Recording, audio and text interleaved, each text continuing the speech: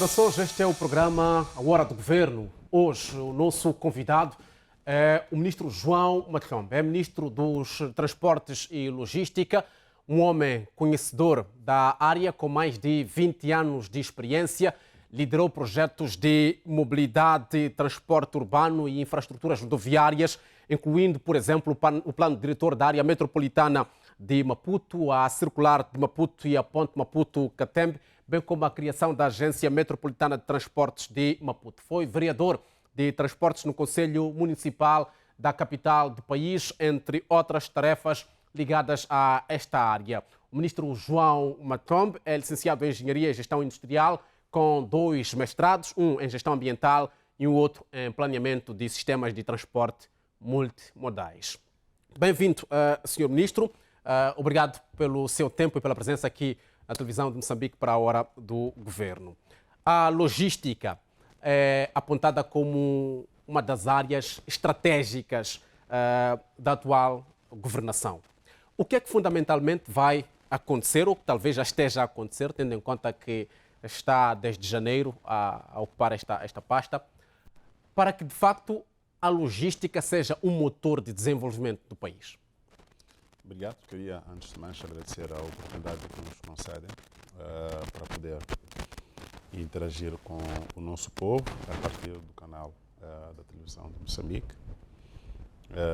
Quero também aproveitar e saudar a todos que nos assistem neste momento. Dizer que neste novo ciclo de governação iniciamos com desafios que são subjamente conhecidos, e a transformação do governo, a alteração da estrutura do governo, criando novas áreas, tem como objetivo atender às novas premissas do ponto de vista de oportunidades de crescimento econômico do país. E nós temos estado a falar nos últimos anos das oportunidades que nós temos em relação à indústria do oil and gas, que é uma realidade do nosso país, os recursos naturais abundantes que nós temos no país, mas o chefe de Estado quis alterar o paradigma, trazendo oportunidades do país, ou capitalizando as oportunidades que o país tem na componente logística, tendo em conta a extensa costa que nós temos ao longo do nosso país e a fronteira também extensa que nós temos, que obviamente separa-nos dos países do interior.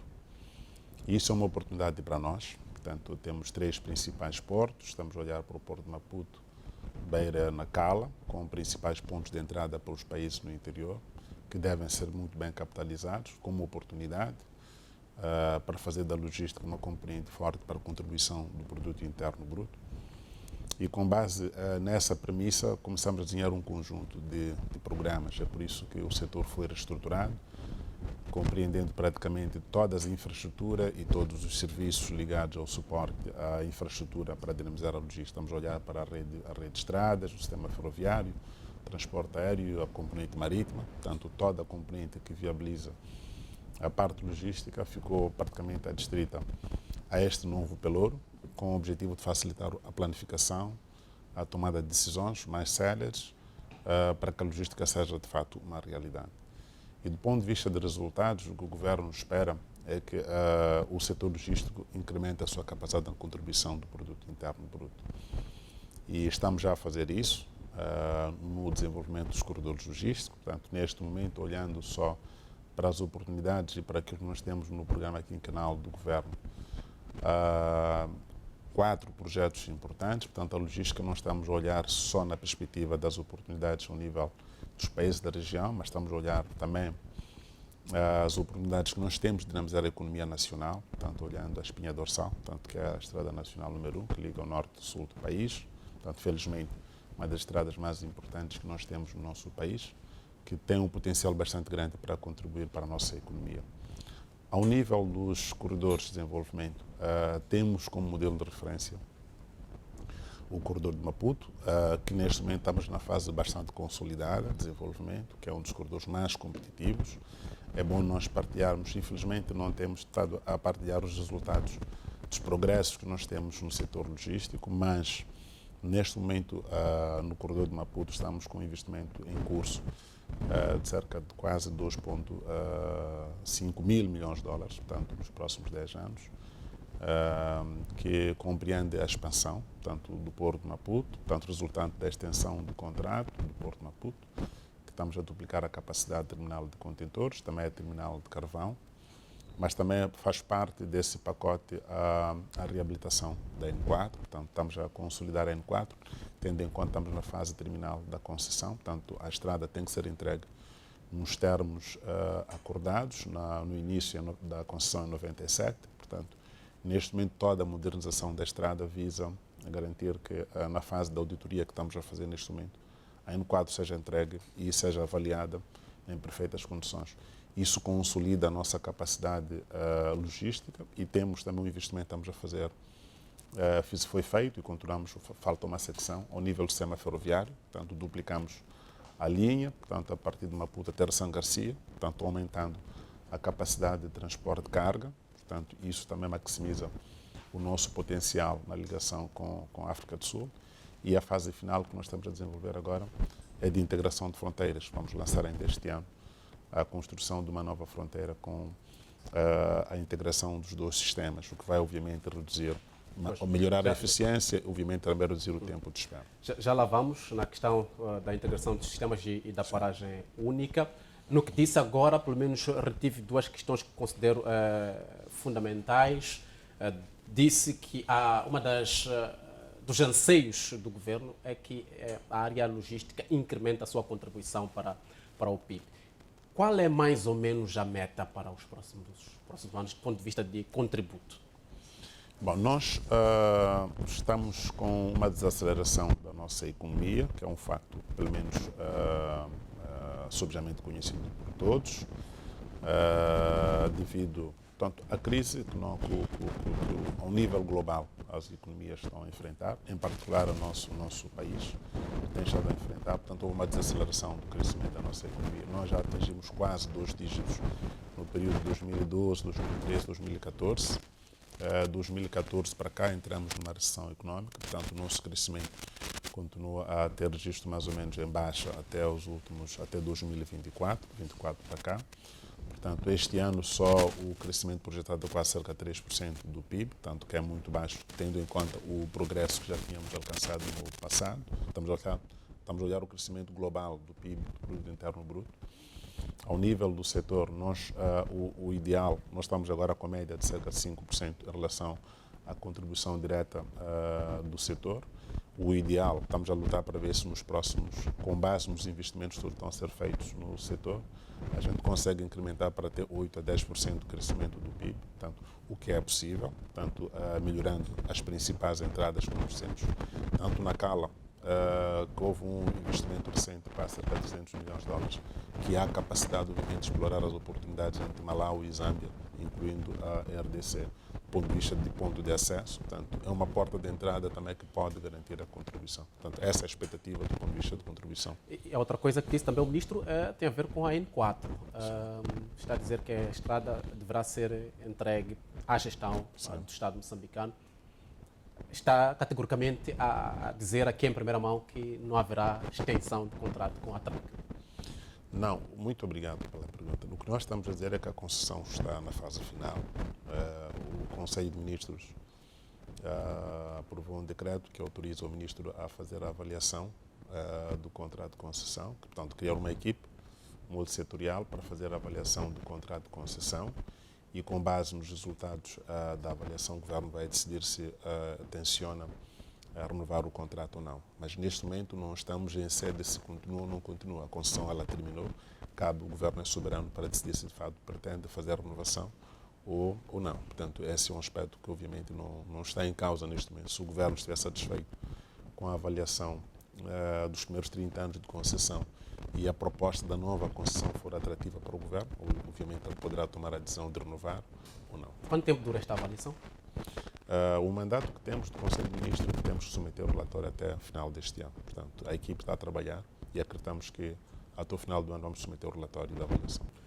Pois bem, Sr. Ministro, esta questão que tem a ver com a N4, poderíamos já aprofundar, por exemplo, quando estivermos a falar da gestão das principais estradas do país e das portagens, mas era importante aprofundarmos esta questão inicial que disse em relação ao acordo com a TRAC.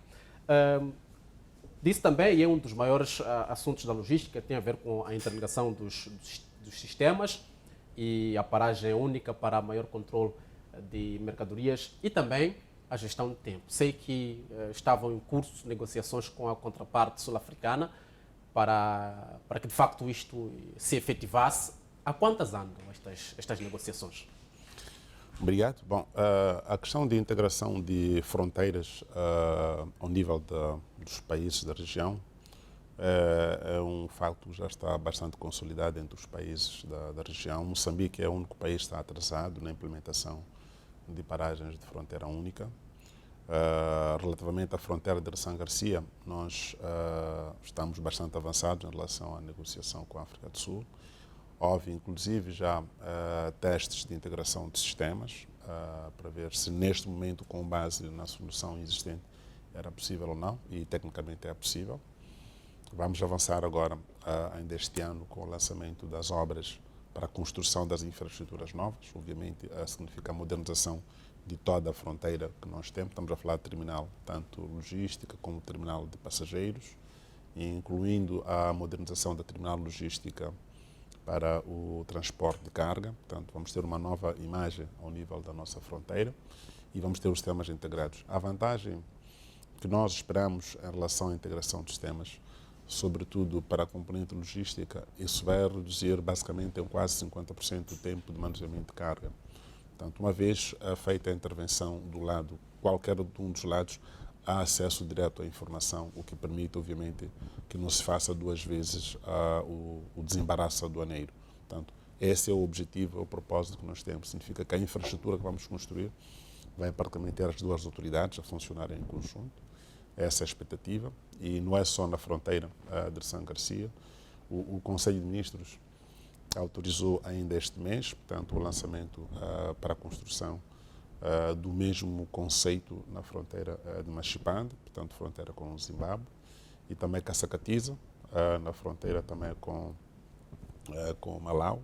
Portanto, que são projetos que nós estamos, obviamente, a avançar. Portanto, são projetos que mais ou menos estão em curso e a nossa expectativa é, pelo menos, construir ao longo do quinquênio, portanto, este mandato, 5 fronteiras a integrar mais ou menos com os países de Malau, Zâmbia, Zimbábue e África do Sul, incluindo a Ponta de Ouro, também que estamos a considerar essa possibilidade. Pois, não que estejamos a olhar os erros do passado, mas porque é o ministro a dizer que o Moçambique está atrasado comparativamente a outras nações da região. O que é que nos coloca atrás? Quais são os nós de estrangulamento?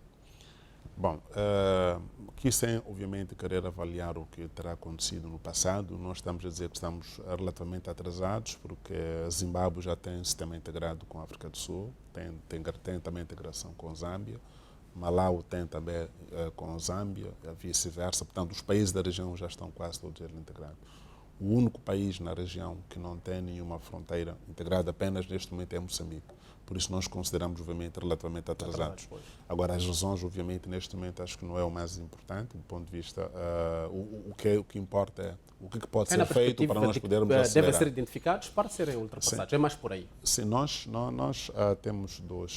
temos, dentre vários, se calhar, duas questões importantes.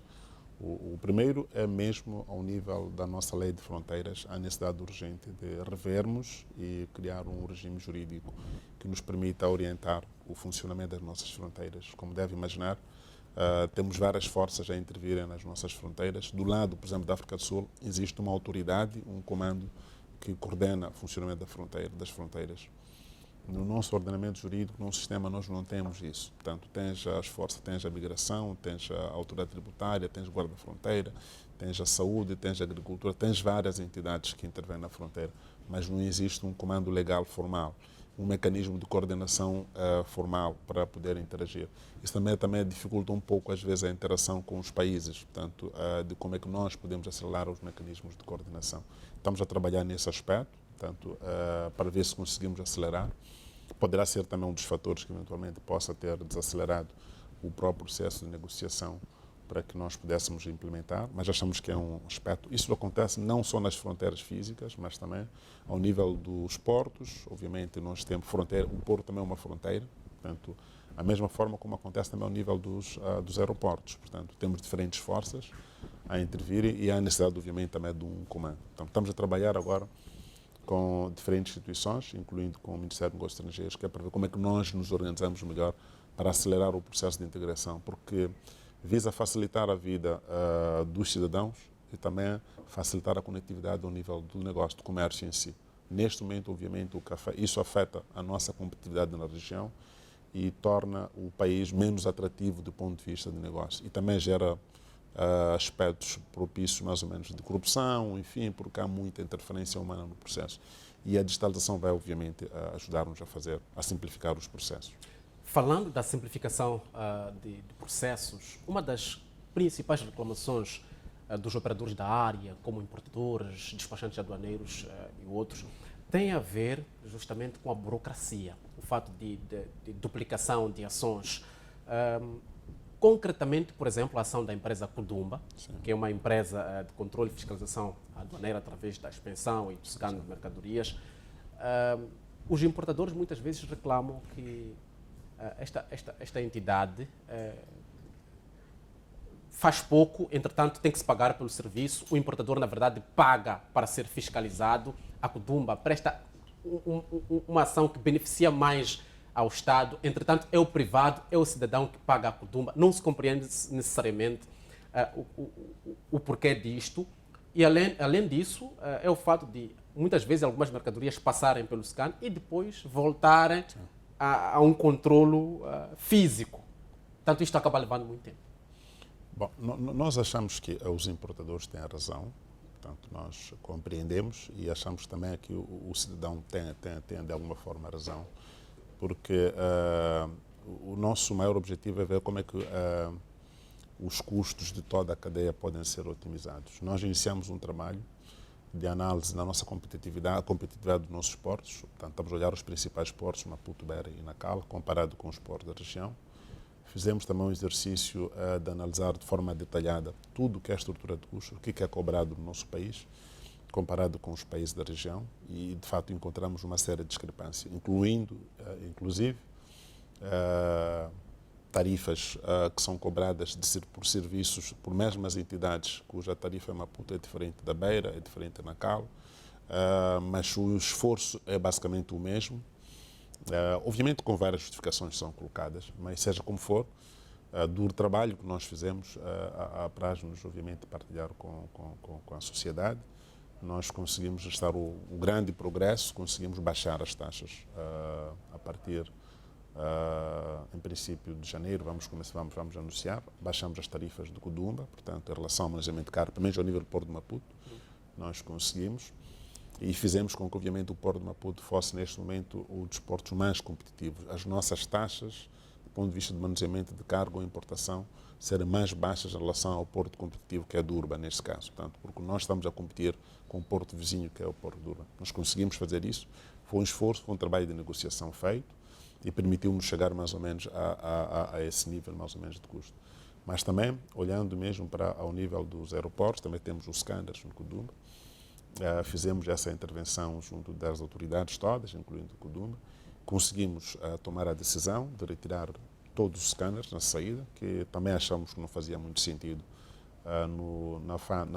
para o desembarque na terminal internacional, que todos os passageiros fossem sujeitos mais ou menos ao scanner. Portanto, a matriagem que é feita e a separação de mercadoria, mesmo porque nós entendemos que a mercadoria internacional ela é rastreada em todo o percurso até o destino final e não faz sentido colocar toda ela mais ou menos sobre risco. Portanto, essa decisão nós tomamos. Neste momento, se for para o aeroporto de Mavalane, portanto, nós estamos a retirar o scanner na terminal internacional, que também mostra, obviamente, o esforço que nós estamos a fazer, que é para reduzir os custos de intervenção e facilitar mais ou menos a atividade de negócio. Portanto, mais uma vez é para dizer que concordamos, são situações que nós temos de tomar medidas, estamos a tomar as medidas necessárias. Há também a reclamação, por exemplo, em relação aos portos, de que na importação de viaturas, a viatura não passa pelo scanner, entretanto, este serviço é pago.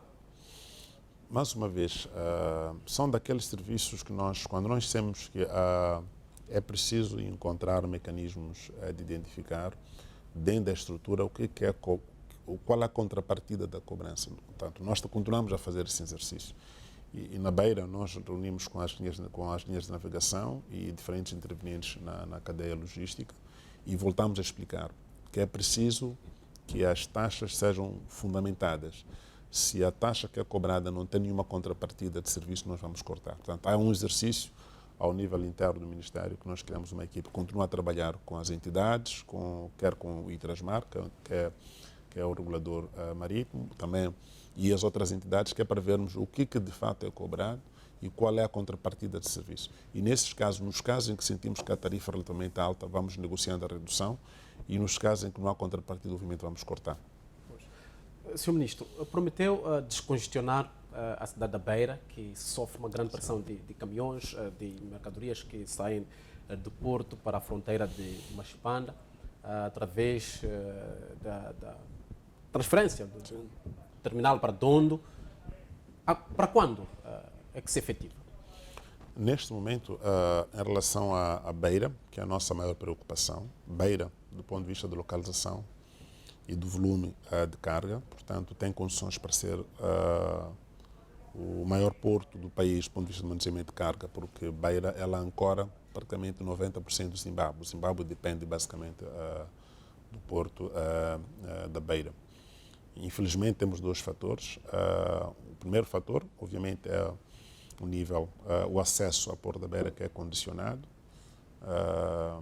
o que também limita a sua capacidade. Segundo, é o desinvestimento. Beira, nós fizemos menção a isso, obviamente também temos que voltar a assumir com alguma preocupação, mas Beira não está a investir de forma proporcional à demanda. Portanto, não é uma questão de comparação, mas se nós olharmos os principais portos, na Cala investimos um pouco mais do que o que se investiu na Beira.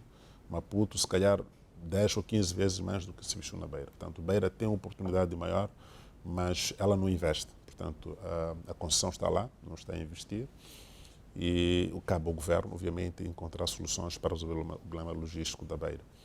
Há dois desafios na Beira. Temos a terminal de combustíveis, que nós vamos duplicar a capacidade. Portanto, estamos a trabalhar com o CFM para ver se conseguimos duplicar a capacidade do terminal de combustível, que também é um dos pontos no estrangulamento que nós temos, porque a terminal de combustível nós estamos a transportar combustível quase para os países todos da região, Zimbábue, Malau, Zâmbia, incluindo para a RDC em cima. E o tempo de espera é relativamente assustador. Estamos com 2, 3 meses de atraso, enfim, então isso é preocupante.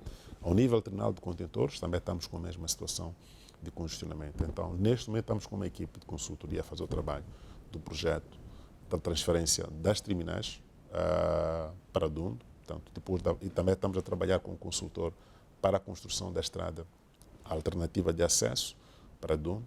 Assim que nós concluirmos, obviamente, ao final deste ano, vamos apresentar, mas a nossa expectativa é ver se no próximo ano iniciamos todas as obras, quer a construção da nova via alternativa, bem como o desenvolvimento da nova área para a transferência, por forma a permitir que Beira volte, de fato, a ser uma cidade mais aprazível, mais atrativa. Neste momento está cheia de terminais logísticos e isso não permite, obviamente, o desenvolvimento da cidade da Beira. Pois, além da situação da Beira, e falou há pouco do esforço que foi feito a nível do Porto de Maputo, mas quais são as outras ações que visam tornar os nossos corredores logísticos mais atrativos, tendo em conta que, de facto, estamos diante de vizinhos que estão a trabalhar, como o Durban, Dar es Salaam?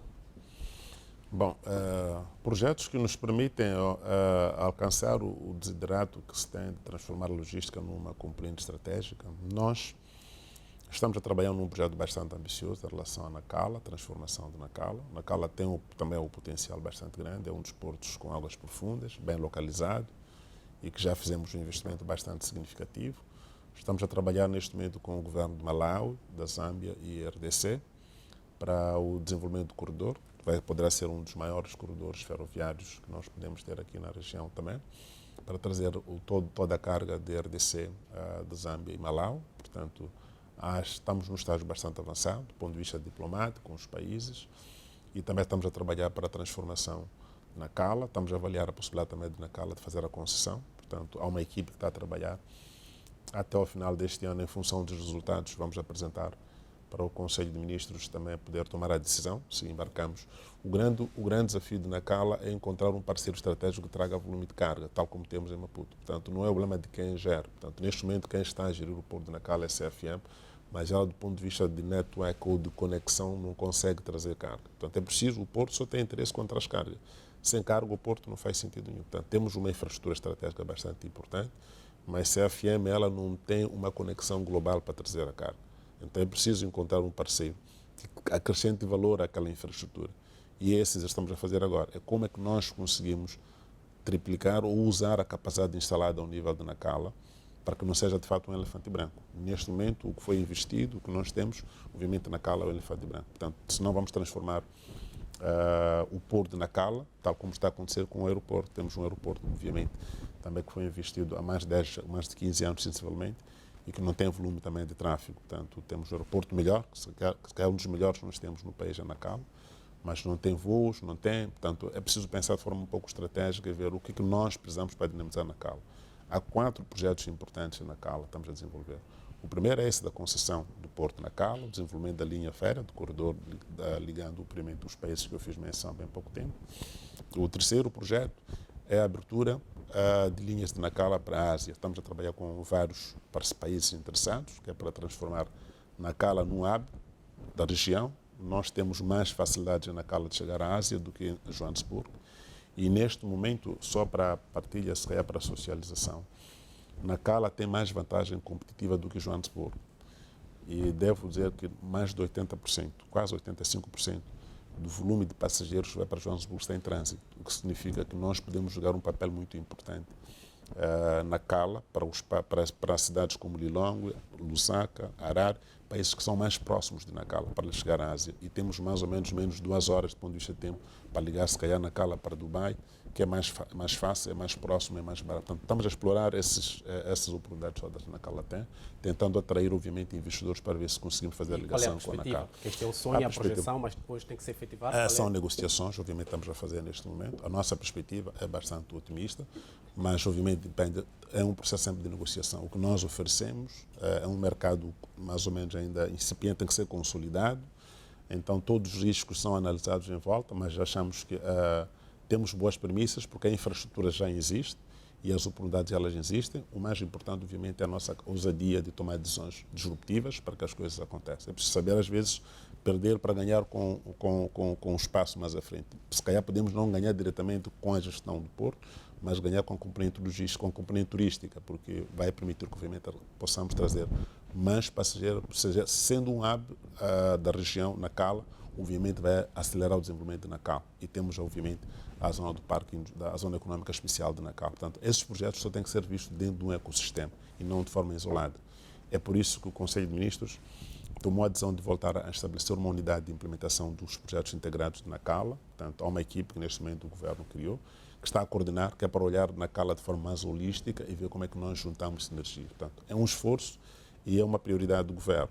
Portanto, o desejável era fazermos amanhã, mas como estamos a trabalhar numa perspectiva de envolvimento do setor privado ou de investidores, as decisões não dependem só do Governo, dependem mesmo também da negociação e da celeridade dos processos. O que nós temos feito do nosso lado é ser mais céleres, ser mais práticos na tomada de decisões. Portanto, as mulheres estão lá, temos que ver como é que nós avançamos nisso. No quadro dos primeiros 100 dias de governação, houve em abril o relançamento, chamou-se relançamento da cabotagem marítima, com a inauguração de 2 navios privados, um da Dugongo, outro da Civitas. Já passa algum tempo. Será que nós, de facto, estamos a aproveitar o que chamamos de estrada número 0, que é o mar, para transporte de mercadorias?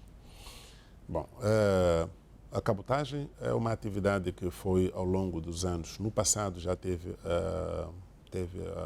o seu estágio mais alto e, tal como aconteceu em vários setores da indústria, nós perdemos o controle e nós definimos como prioridade ao nível deste ciclo de governação. Devo confessar que estamos bastante satisfeitos com os progressos e como resultado disso, ainda antes deste final do ano, vamos lançar mais uma 3ª embarcação para consolidar, maior, com capacidade de 500 contentores, para consolidar mais a cabotagem ao nível da empresa Civita. Portanto, a embarcação já se encontra em Maputo, portanto, está em Maputo desde a semana passada. E, para além disso, também vamos colocar uma outra nova embarcação. Portanto, vamos lançar 2, na verdade. Uma para cabotagem, outra para componente logística, ao nível da empresa CFM Logistic, que é para capitalizar, obviamente, as oportunidades que nós temos ao nível logístico. Nós estamos a olhar o mar, de fato, com alguma ousadia e estamos a tentar ver se conseguimos trazer uma nova forma de pensar ao nível das nossas empresas, sobretudo no setor empresarial do Estado, que é perceber que tem que ser ator principal na diminuição da componente logística e não apenas ser mero assistente. E estamos com programas bastante ambiciosos ao nível do CFM Logistics e nós acreditamos que a CFM Logistics tem condições e capacidade para nos próximos 10 anos vir liderar toda a componente logística, incluindo o suporte da indústria do oil and gas, dadas as oportunidades que nós temos. É por isso... Mas o que pergunto, Sr. Ministro, é se de abril a esta parte, concretamente, com os 2 navios inaugurados, há alguma mudança? Uma das aspirações era que reduzisse, por exemplo, o fluxo de caminhões na NU, porque algumas mercadorias passavam a ser transportadas pelo mar. Sim, sim. Há alguma mudança? Nós registramos um progresso bastante significativo. O primeiro sinal mais importante que nós tivemos foi a conquista de carga de retorno. Portanto, na fase inicial, nós tínhamos carga apenas de Maputo para Beira e para Nacala, e já a partir do mês de maio conseguimos ter carga de retorno. Portanto, 40% do volume de carga, isso já é bastante expressivo, de volume de retorno. Precisamos continuar a consolidar, é por isso que nós estamos a trabalhar para ver se conseguimos organizar um fórum para ligar os importadores com as empresas de cabotagem, porque nós acreditamos que a produção que nós temos em Nampula, estamos a falar de produção agrícola em Nampula, ela pode permitir alimentar a zona centro e sul do país. Portanto, precisamos consolidar isso. Aspectos que nós recomendamos melhorias ao nível das empresas de cabotagem foi o acesso à informação, portanto, como é que as empresas ou as entidades individuais que queiram fazer importações podem ter acesso à informação chegando ao nível dos portos. Portanto, Civitas tem estado a consolidar isso. É possível encontrar tanto nas plataformas digitais ou mesmo ao nível do serviço nos portos. É possível fazer já as encomendas, fazer as marcações, vão facilitando, vão consolidando esse tipo de informação. Mas o outro indicador mais importante é, como disse, que se antes a Civitas começou mais ou menos com uma embarcação com cerca de 200 e tal contentores, hoje está a trazer uma embarcação de 500 contentores. Significa que está a consolidar o mercado, senão não iria ousar duplicar o investimento. Portanto, eu penso que os indicadores são mais do que suficientes para mostrar que um setor privado não pode investir ou continuar a investir num negócio que não está a gerar resultado. Mas é um processo, obviamente, que temos que consolidar, porque há desafios, e um dos desafios é a previsibilidade. Portanto, ninguém vai importar um contentor sem saber quanto é que vai chegar na Beira, quanto vai chegar na Cala. E isso acontece porque nós tínhamos no nosso ordenamento jurídico a equiparação da cabotagem com as importações internacionais. Portanto, um navio de cabotagem tem que ter prioridade em relação a um navio que vem mais ou menos de fora.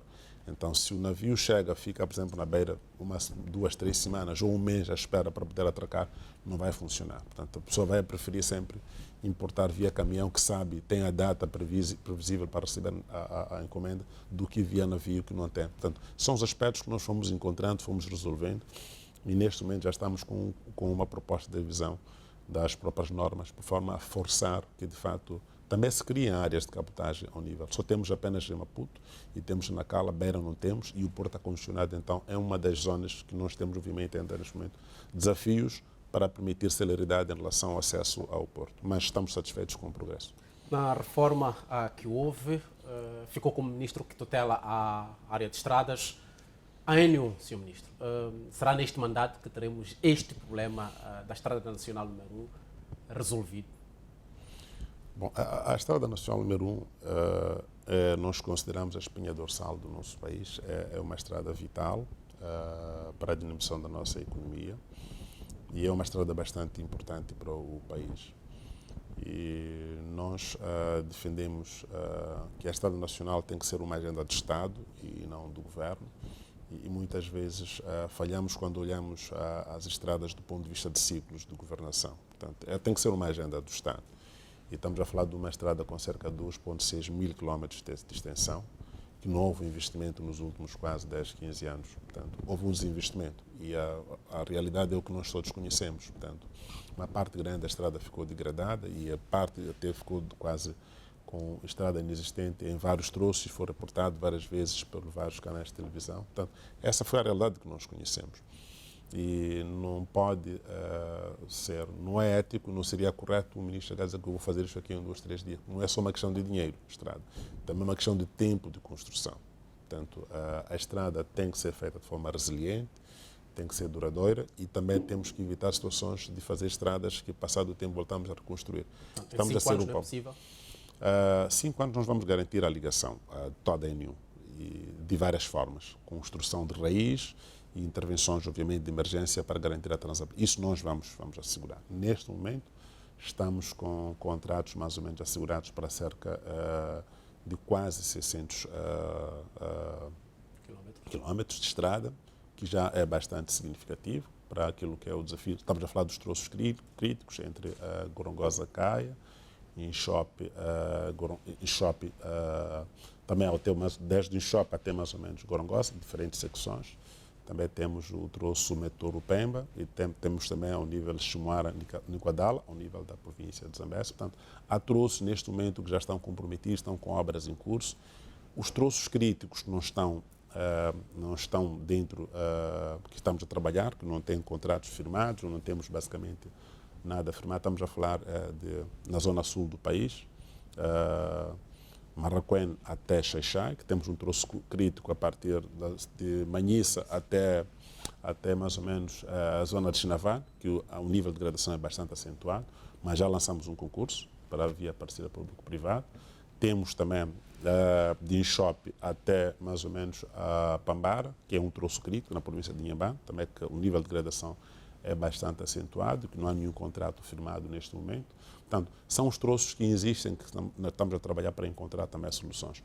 Mas, como governo, asseguramos, já fizemos esse compromisso diante da Assembleia da República, que vamos garantir a N1 transitável. Agora, a reconstrução da N1 toda ela, de fato, no estágio em que o país desejaria, não tem que ser, de fato, matéria do governo, tem que ser matéria de Estado e assumir que as infraestruturas têm que seguir os ciclos normais. Portanto, o mandato são 5 anos, tem que ser feito o que é possível, mesmo porque não se trata só de vontade, também trata da capacidade financeira. Portanto, estamos a falar de um Estado que tem limitações de recursos e parte grande das intervenções depende de financiamento de parceiros que não estão disponíveis neste momento. Então, assumir que se vai reconstruir, obviamente, tal estrada de raiz, obviamente isso seria mentira se dissesse isso, mas a estrada vai estar transitável toda ela. Ao longo. Neste momento, pelo menos para estas obras de emergência de que fala o ministro, para garantir esta ligação almejada, qual é mais ou menos o nível de investimento necessário? Nós investimos cerca de 8 mil milhões de meticais para as obras em 2024. As obras estão mais ou menos em curso. Neste momento, estamos a falar de obras em curso.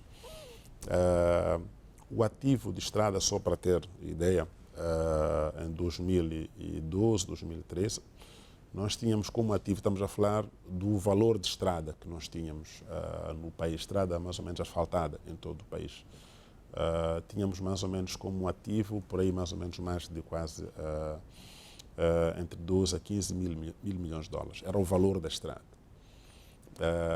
Devido ao desinvestimento feito, a estrada foi sendo degradada e neste momento baixamos para quase metade do valor. Significa que o nosso ativo foi reduzindo. Então precisamos reinvestir para recuperar o que tínhamos e ir mais à frente. Portanto, o desafio é bastante grande no setor de estradas.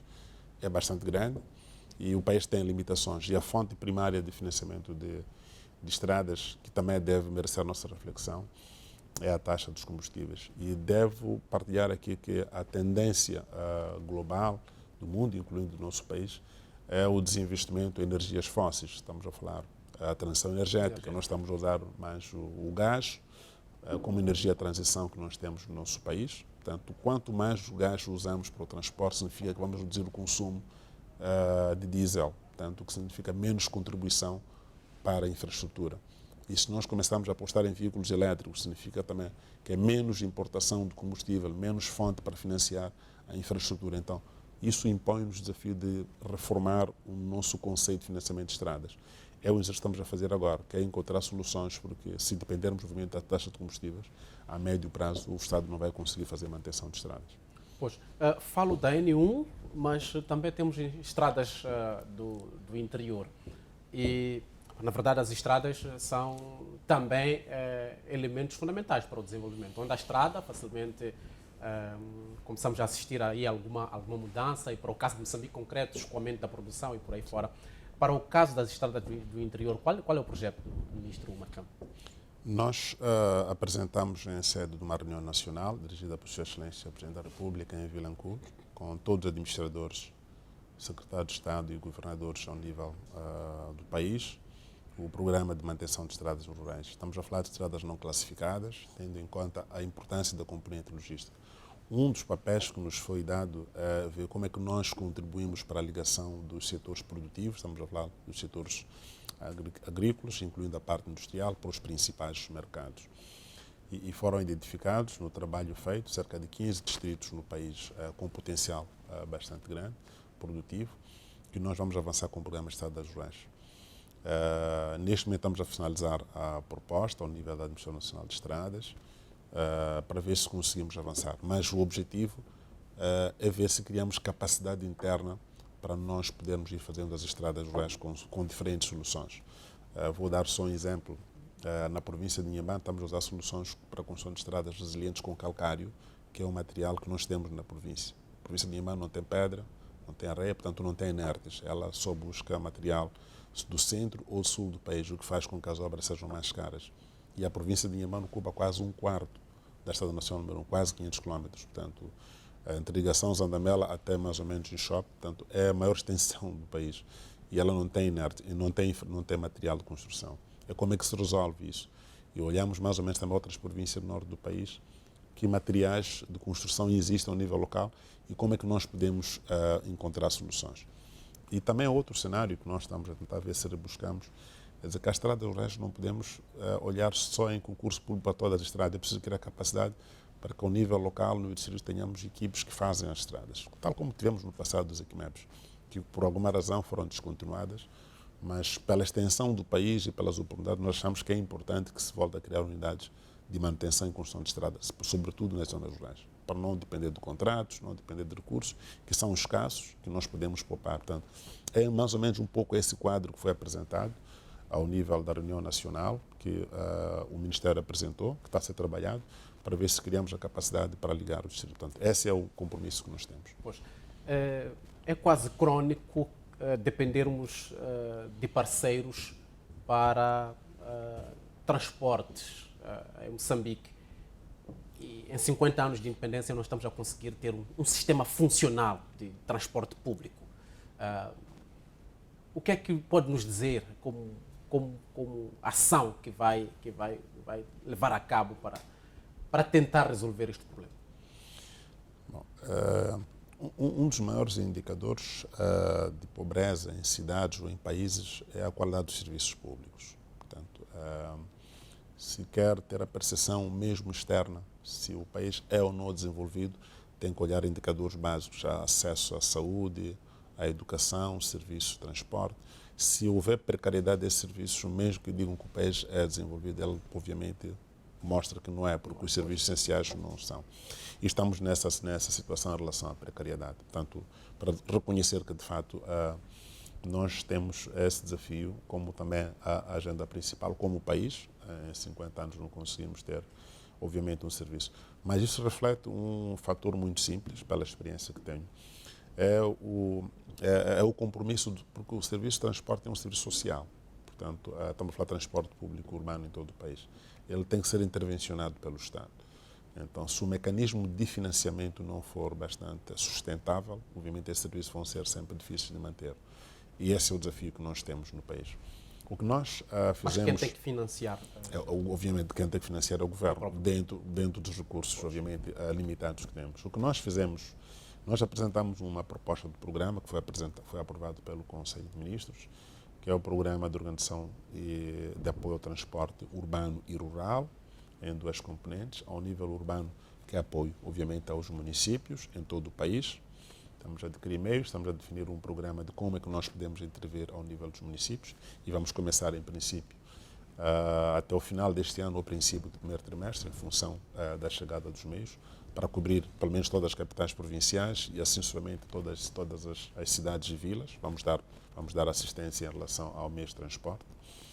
e também ao nível das zonas rurais, que é para facilitar o transporte entre as zonas de produção e os mercados, que é para, obviamente, colocar os produtos mais acessíveis nos níveis do mercado. Portanto, esse segmento, do ponto de vista da organização, já está. Agora, do ponto de vista concreto, olhando para grandes cidades, nós temos um programa para a área metropolitana de Maputo, que está na fase mais avançada. Portanto, já foi desenhado aqui um sistema antes do BRT, que neste momento está na fase de concurso, estamos a selecionar o empreiteiro. A nossa expectativa é ver se conseguimos ter o empreiteiro selecionado até o final deste ano, para que as obras comecem no próximo ano.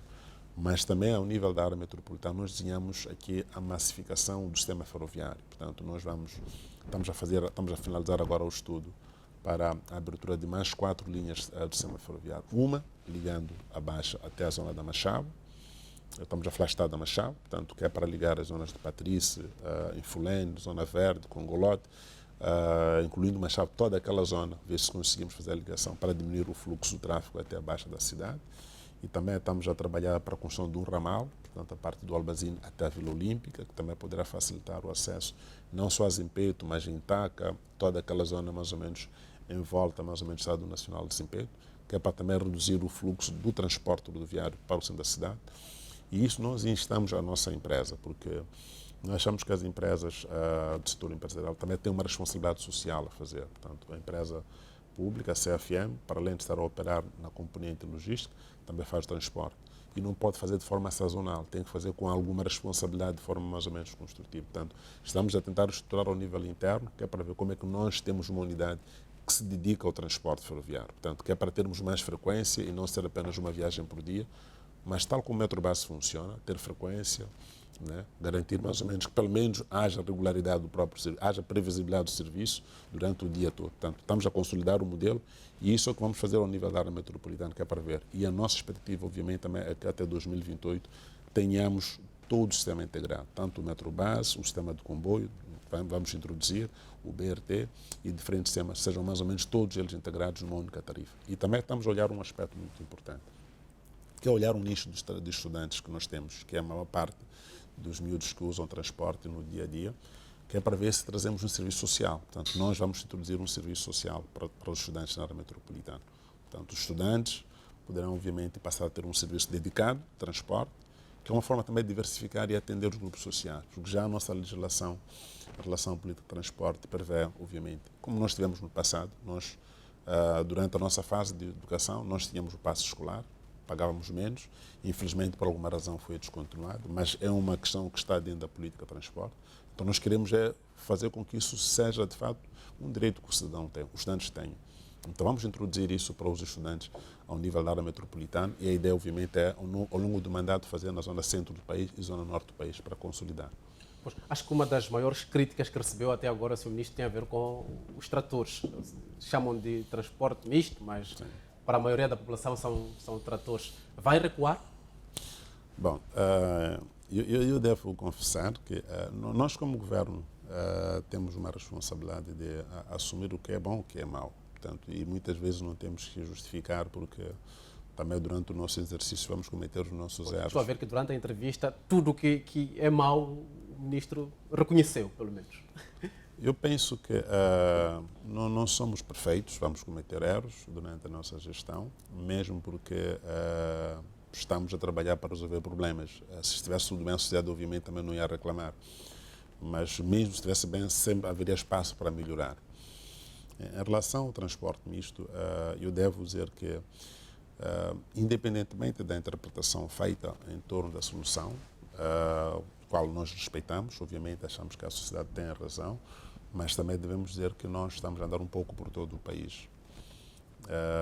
As comunidades, como disse muito bem, o nosso país não é só a zona urbana e o nosso país também não tem condições para poder, obviamente, construir estradas em todo o país. Aqui podemos discutir um modelo de solução, se aquele é o mais adequado ou menos adequado, com o qual concordamos perfeitamente. Podia não ser trator, ser um outro tipo de veículo misto, mas aquela foi a solução que foi encontrada, obviamente com algum mérito, com as pessoas que obviamente pensaram na solução. Portanto, aquela não é a solução que o ministro pensou e trouxe. Nós encontramos uma solução que já tinha sido pensada, já tinha sido consolidada, os meios já tinham sido adquiridos e achamos que a solução faz sentido e decidimos dar continuidade. Mas também nunca viemos aqui dizer que não, isso não é o nosso problema, também não faz muito sentido. Obviamente nós temos que assumir, como estamos a dar continuidade e avaliar, obviamente, o sentimento da população. E aqui devo dizer que há um sentimento misto. A população no campo precisa de uma solução. A população no campo precisa de uma solução.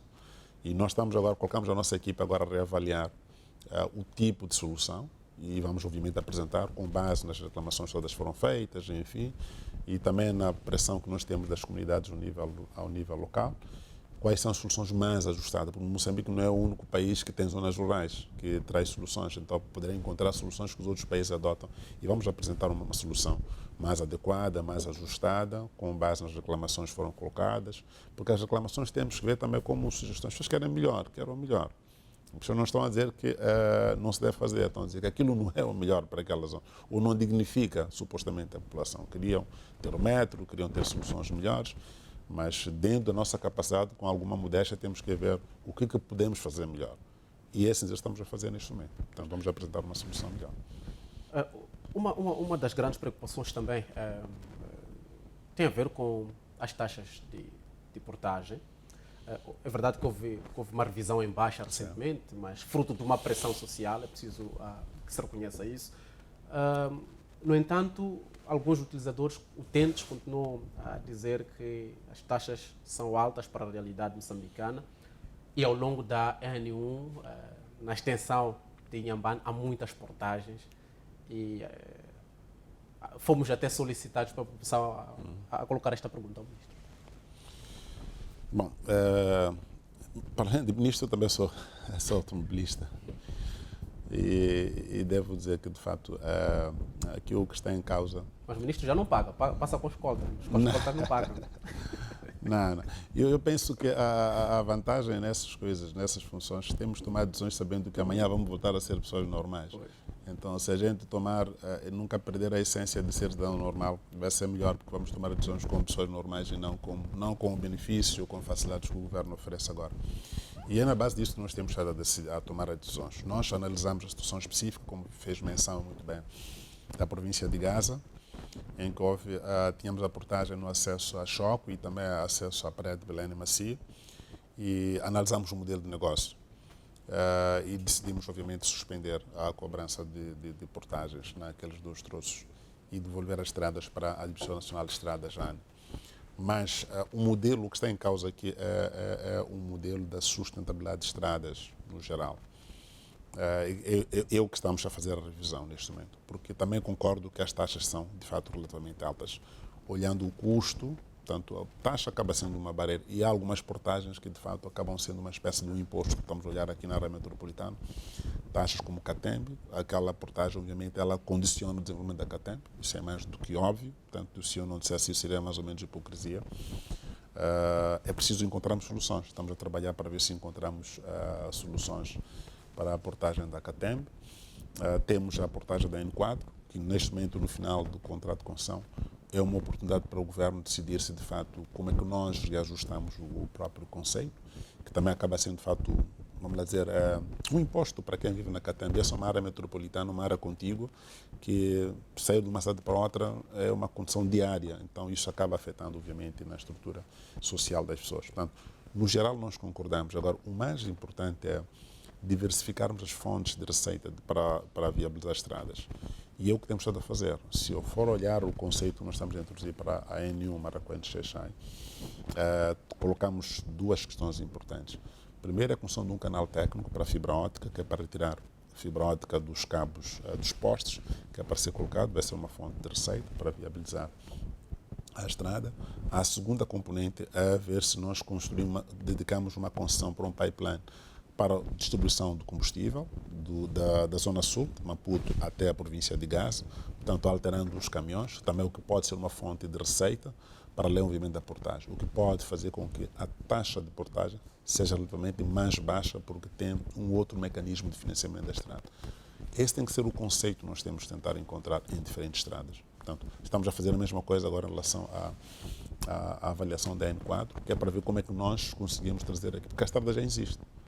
Então, se é para renovar a concessão, temos que definir novas contrapartidas e, eventualmente, também vai nos permitir reduzir as portagens. Mas é uma preocupação que o governo tem. Mas é preciso também assumir que as taxas são as que viabilizam a manutenção do estrada. Então, se nós não tivermos outras fontes alternativas para financiar as estradas, obviamente vai sempre agravar-se nas portagens. Mas é o que estamos a fazer e já instamos o Fundo de Estradas. É por isso que há um trabalho que estamos a fazer da reestruturação do fundo de estradas, que é para trazer mais fontes. E penso que oportunamente vamos apresentar os resultados do trabalho que está a ser feito.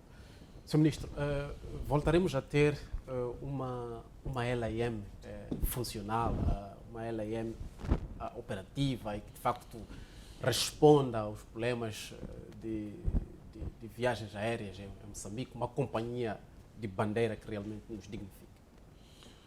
Bom, eu antes de fazer o comentário sobre a empresa LAM, queria também manifestar primeiro a minha solidariedade com todo o processo que estamos a realizar na LAM, porque, como temos dito, a LAM é um processo de reestruturação que estamos a realizar e nesse processo de reestruturação há medidas de impacto social que vamos tomar, que não são, vamos lá, não vão ser obviamente de agrado de todos, mas elas têm que ser feitas para atender um objetivo que é ter uma empresa obviamente viável. Estamos a falar de uma empresa com 800 trabalhadores que não tem nem sequer uma aeronave. Está a confirmar a rescisão de contratos? Sim, para confirmar obviamente que vamos ter que obviamente por força disso vamos ter que infelizmente encontrar. O que nós orientamos à Comissão de Gestão que está a trabalhar na LAM é que trabalhe, para além de cumprir as obrigações legais, que é indemnizar, pagar todas as obrigações, é também trabalhar num programa de reintegração social, encontrar fontes, encontrar mecanismos de integração dentro do espaço possível, quer das subsidiárias, que tem que se trabalhar, porque a LAM estava com mais de 4, 6, 8 empresas quase associadas. Nos apresentaram ao nível do governo o que pode ser feito. Portanto, não nos contentarmos apenas com os despedimentos e pagamento como se tivéssemos cumprido a nossa missão. Fala-se de 300 pessoas que serão desligadas da empresa. Há condições, já que estamos a falar de uma situação financeira que não é boa, para pagar, para indemnizar estas pessoas? Bom, não sei se o número de facto é esse. Nós estamos com 161 trabalhadores que vão ser desligados da empresa. Alguns, uma questão de reforma, vão à reforma, vamos obviamente cumprir as obrigações. Outros é mesmo a questão de racionalização da estrutura, por forma a comportá-lo para aquilo que se pretende. É um processo, como disse, bastante delicado, com o qual eu me solidarizo e quero mais uma vez manifestar a nossa total disponibilidade como governo em continuar a dar assistência e dar total apoio a todos os trabalhadores que estão neste momento nessa situação, do ponto de vista de acompanhamento e apoio que for necessário, e tenho uma equipe que está a trabalhar nisso. E ao nível do Ministério já destaquei uma equipe também para dar acompanhamento para que não hajam injustiças, não hajam trabalhadores que sintam que foram preteridos, enfim, portanto, para acompanharmos, mesmo para sentirem que de facto existe, embora não se possa falar de justiça numa ação de despedimento, mas pelo menos que sintam que as premissas essenciais foram observadas. Portanto, os recursos foram contemplados, faz parte da estratégia do investimento, portanto, nós estamos a investir no investimento. Temos que pagar indemnizações, tal como também estamos a pagar dívidas que a empresa tinha, que é para sanear a empresa, para ela ter uma saúde financeira estável. Portanto, isso temos recursos, mas os ganhos são de curto e médio prazo, porque nós vamos ter uma poupança bastante grande na folha de salário e que recuperamos logo a curto prazo, porque neste momento, mesmo que nós tivéssemos 10 aeronaves com esse peso da folha de salário, a empresa não seria sustentável. Portanto, era preciso mesmo aliviar a folha de salário para que as receitas, porque isto faz com que no fim do dia, só para a sociedade perceber, faz com que as tarifas da LM sejam mais caras. Portanto, elas são mais caras porque tem que pagar funcionários. Portanto, o custo da operação da LM é muito mais caro e não faz sentido. Portanto, nós temos que baixar a tarifa da LM.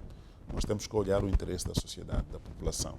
O objetivo é fazer com que viajar da LM seja acessível para todos. Então, para responda a minha pergunta, podemos voltar a sonhar com uma LM. O que nós temos, de fato, como orientação, ao nível do Conselho de Ministros, ao nível do Governo, do chefe de Estado em particular, é devolver uma LM que orgulha os moçambicanos. Portanto, que voa para todos os cantos do país, a preços acessíveis, com segurança, sobretudo, e também não só, obviamente vamos abrir também espaço para que mais operadores entrem no mercado. Portanto, a LM não vai e nem pode ser o único operador. Mesmo a questão de equilíbrio do mercado. Nós, como setor de logística, temos um princípio bastante claro. Não se faz logística com monopólio. Não é possível. É preciso haver competitividade e tem que haver mais parceiros a operar. Pois. Sr. Ministro, tenho a chance de tê-lo nesta entrevista, depois de ter realizado no setor o primeiro Conselho Coordenador. Em relação ao combate à corrupção, que mensagem é que deixou para os colegas, tendo em conta que já falou de cartéis? Bom, o Sr. Excelência Presidente da República ontem lançou um pacto nacional com a sociedade, entre o Estado e a sociedade, visando credibilizar o Estado. E eu sei que essa é uma matéria bastante sensível, delicada para lidar com ela. A nossa sociedade, não é questão só do governo, a nossa sociedade, toda ela vive dentro de um sistema basicamente corrupto. Toda a sociedade, todos nós fazemos parte disso. E é um desafio que a nossa geração tem que, de alguma forma, liderar. E não é um exercício fácil, pode ter certeza que a pressão é bastante grande, mas eu penso que o mais importante é a nossa dignidade também como pessoas. Eu tenho que ter a minha consciência tranquila e saber que estou a servir, estou numa missão, mas eu quando vou para casa vou dormir à vontade. Eu não tenho dívida com ninguém e antes de estar nessas funções nunca prestei serviço para o Estado.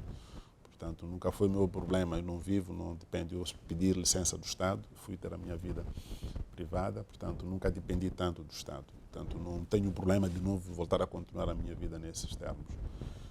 Mas nós temos uma sociedade que vive dependendo disso, né? E é difícil, é um processo bastante delicado, porque, sobretudo, os setores econômicos do Estado, a pressão é bastante grande e o que nós temos que fazer, obviamente, agora é teste de resistência, né? É mostrar que não é o caminho. Vou só dar um exemplo. Eu tenho um setor querido, que é o setor de estradas, que temos maior dívida. A maior dívida do Estado está no setor de estradas. Estamos a falar dentro da economia do país. Eu não recebo empresas de construção civil. Eu visito nas obras, eu reúno com as empresas. Mas a pressão muito grande em relação a quem paga, deixa de pagar. Se o ministro faz parte, obviamente sempre vai ser um constrangimento bastante grande. Então, o sistema todo, ele tem que mudar e a fiscalização tem que ser feita por todos. É por isso que nós estamos, por exemplo, ao nível do setor de estradas. Já orientei a minha equipe ao nível do Ministério para trabalhar numa plataforma de transparência. Nós, ao nível do Ministério, até antes de comentar isso, devo dizer que ao nível do Governo, levamos a proposta e foi aprovada e pública, a publicação de todos os contratos de concessão. Todos os contratos que o ministro assina são públicos, estão disponíveis. Portanto, não há absolutamente nada a esconder. Eu prefiro que seja escrutinado agora. É do nosso maior interesse como comunicação social. E isso não é segredo nenhum. Portanto, todos os contratos assinados estão disponíveis e têm que estar disponíveis. Portanto, se não estão, o Ministério dá. Essa é uma obrigação que eu dou, obviamente, ao setor. Portanto, não há nenhum contrato de concessão que é segredo ao nível do setor e mesmo estamos a tentar ver se conseguimos estender isso ao nível do nosso próprio governo. Mesmo para permitir o escrutínio de todos. Portanto, esse é um princípio que acho que é fundamental. Portanto, não pode haver dúvidas em relação a isso.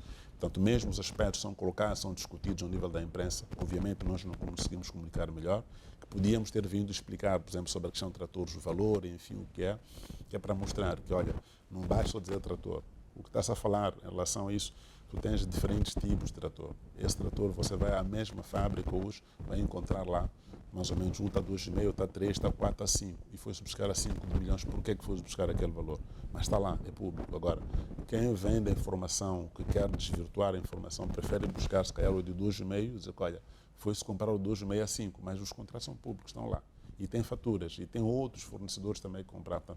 Essa informação é pública e nós partilhamos também com o Ministério Público, porque qualquer ação que nós fazemos, o Ministério Público sempre intervém. Portanto, a Procuradoria sempre vem atrás e procura sempre escrutinar. E nós partilhamos a informação como Governo, é nossa obrigação, para dizer que, como Ministério, a nossa função é dar nossa contribuição, humanizar as instituições. E isso só se faz digitalizando o serviço, reduzir a intervenção humana nos processos, Há resistência, vamos ter muita, mas é preciso que a sociedade também comece a exigir, comece a denunciar. Nós só vamos saber se denunciar. Há tantas pessoas que podem estar a receber dinheiro porque intervêm para você falar com o ministro, mas se vocês não denunciam, obviamente ninguém vai saber. E até podem passar com o ministro que sabe. Né? Mas, infelizmente, são situações que nós temos e passamos por isso. Ministro João Machombe, resta-me agradecê-lo pela presença aqui na televisão de Moçambique e particularmente neste programa A Hora do Governo. Quero também estender este agradecimento aos nossos telespectadores que têm estado a acompanhar fielmente esta nova edição do programa A Hora do Governo, que pretende falar com todos os ministros deste novo ciclo de governação, de modo a compreendermos os projetos setor a setor, tendo em conta que é a nossa vida e a vida do país que está em causa e que muitas vezes tem estado a ser decidida em sede do Conselho de Ministros e outros órgãos governamentais. Obrigado pela audiência, é sempre um prazer trabalhar para si. Até uma próxima oportunidade.